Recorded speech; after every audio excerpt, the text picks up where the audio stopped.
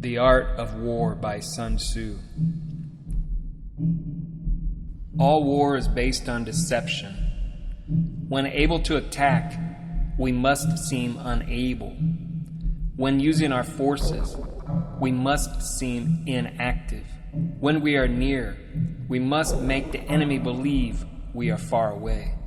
When we are far away, we must make him believe we are near. Attack him when he is unprepared. Appear where you are not expected. Pretend to be weak, that he may grow arrogant. Hold out baits to entice the enemy, feign disorder, and crush him. The skillful leader subdues the enemy's troops without any fighting. In the practical art of war, the best thing of all is to take the enemy's country whole and intact. If you know the enemy and know yourself, you need not fear the result of 100 battles. If you know yourself but not the enemy, for every victory gained, you will also suffer a defeat. If you know neither the enemy nor yourself, you will succumb in every battle. There are 5 essentials for victory. 1. He will win who knows when to fight and when not to fight. 2. He will win who knows how to handle both superior and inferior forces. 3. He will win whose army is animated by the same spirit throughout all its ranks. 4. He will win who, prepared himself, waits to take the enemy unprepared. 5. He will win who has military capacity and is not interfered with by the sovereign. To secure ourselves against defeat lies in our own hands, but the opportunity of defeating the enemy is provided by the enemy himself. What the ancients called a clever fighter is one who not only wins, but excels in winning with ease. One who is skilled at keeping the enemy on the move maintains deceitful appearances, according to which the enemy will act. By holding out baits, he keeps the enemy on the march. Then with a body of picked men, he lies in wait for him. Whoever is first in the field and waits the coming of the enemy will be fresh for the fight. Whoever is second in the field and has to hasten to battle will arrive exhausted. The clever combatant imposes his will on the enemy, but does not allow the enemy's will to be imposed on him. You can be sure of succeeding in your attacks if you only attack places which are undefended.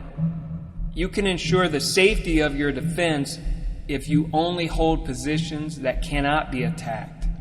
Hence, that general is skillful in attack whose opponent does not know what to defend, and he is skillful in defense whose opponent does not know what to attack. Carefully compare the opposing army with your own, so that you may know where strength is superabundant and where it is deficient. Do not repeat tactics which have gained you one victory, but let your methods be regulated by the infinite variety of circumstances. In war, the way is to avoid what is strong and to strike at what is weak. Let your plans be dark and impenetrable at night, and when you move, fall like a thunderbolt. A clever general avoids an army when its spirit is keen, but attacks it when it is sluggish and inclined to return. Don't advance uphill against an enemy. Don't oppose him when he comes downhill. Don't linger in dangerously isolated positions. There are 5 dangerous faults which may affect a general: recklessness, which leads to destruction; cowardice, which leads to capture; a hasty temper, which can be provoked by insults; a delicacy of honor, which is sensitive to shame; over-solicitude for his men; which exposes him to worry and trouble. Camp in high places facing the sun. All armies prefer high ground to low, and sunny places to dark. When an invading force crosses a river in its onward march, do not advance to meet it in midstream. It will be best to let half the army get across and then deliver your attack. He who exercises no forethought but makes light of his opponents is sure to be captured by them. Regard your soldiers as your children, and they will follow you into the deepest valleys. Look upon them as your own beloved sons, and they will stand by you even unto death. Concentrate your energy and hoard your strength. If the enemy leaves the door open, you must rush in. Move not unless you see an advantage. Use not your troops unless there is something to be gained. Fight not unless the position is critical. Spies are the most important element in war because on them depends an army's ability to move. The enemy's spies who have come to spy on us must be sought out, tempted with bribes, led away, and comfortably housed.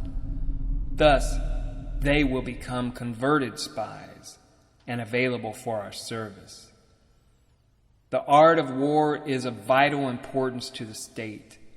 It is a matter of life and death, a road to safety or to ruin.